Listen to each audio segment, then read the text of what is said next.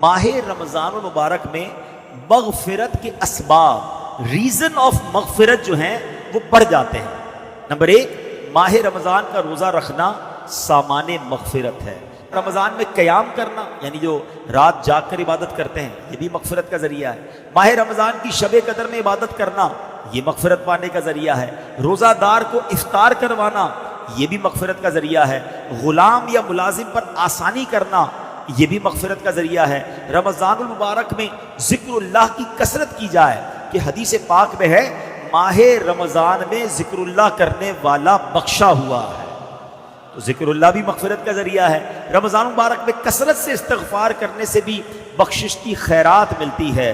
اللہ اکبر، ذرا سوچئے، اتنے سارے ریزن، اتنے سارے اسباب ہیں ماہ رمضان میں، یعنی رمضان تو ہمیں بخشوانے آ رہا ہے، ہم پر مہربانی کی جا رہی ہے، ہمیں چانس دیا جا رہا ہے کہ اے میرے گناہگار بندو، وہ مہینہ آنے والا ہے کہ تمہاری بخشش کے لیے ہے، تو ہمیں ماہ رمضان میں خوب عبادت کرنی ہے۔ اے میرے پیارے اسلامی بھائیوں، ماہ رمضان میں اب جب مغفرت کے اسباب ہم نے سنے نا، تو ہم نے کیا کیا کرنا ہے یہ ذرا غور کریں۔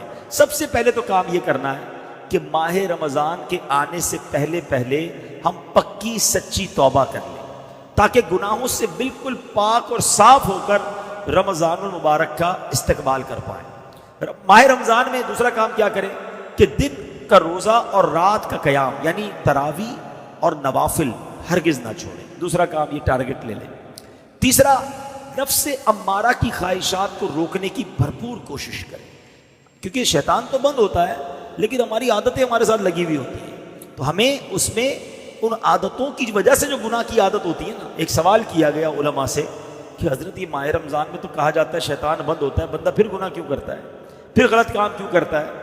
تو بڑا پیارا علماء نے جواب دیا کہ سائیکل پر پیڈل مارو، مارتے رہو تو چلتی رہتی ہے، پھر اس کے بعد بہت سارے پیڈل مار کے روک دو، پھر بھی کافی دیر تک چلتی رہتی ہے۔ فرمایا 11 مہینے شیطان نے اتنے پیڈل چلا دیے ہیں کہ باقی 1 مہینے کی بندے کی گناہوں کی سائیکل ویسی چلتی رہتی ہے، تو سائیکل رکے گی کیسے جب بریک لگاؤ گے؟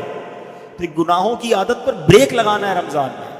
ابھی سے تیاری شروع کر دو، یا رمضان میں فلمیں نہیں دیکھوں گا، رمضان میں گناہ نہیں کروں گا، رمضان میں جھوٹ نہیں بولوں گا، ابھی سے چھوڑو نا بھائی، رمضان کا کیوں انتظار ہے؟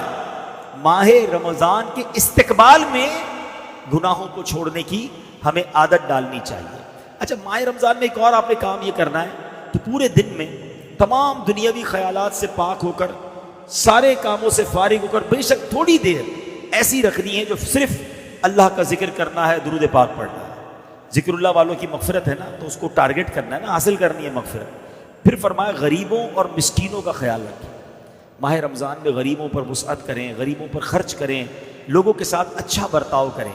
پھر ماہ رمضان میں ایک اور کام یہ کرنا ہے کہ خوب تلاوت کرنی ہے۔